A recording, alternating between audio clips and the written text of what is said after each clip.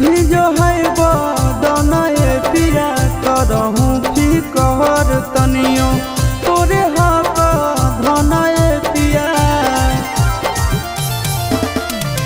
भिजा है साया साड़ी भिजो है बदनए पिया करहूँ फिकर तनियो तोरे हक धनए पिया भीतर वाला बात देवरा से कहलो नहीं जा हाय रे हाय कुली करे वाला चोले दे पिया मांगा हाय रे हाय कुली करे वाला चोले दे पिया मांगा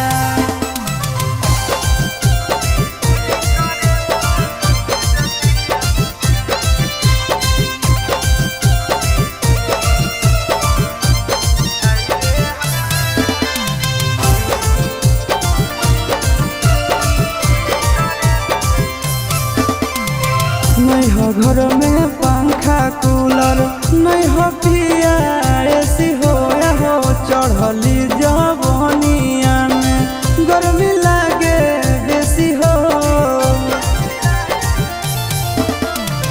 नहीं हो घर में पंखा कूलर नहीं हो पिया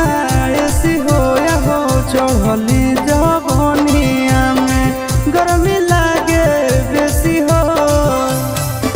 अहो नंदन आशीष सैया तोहरा बातो नहीं बुझा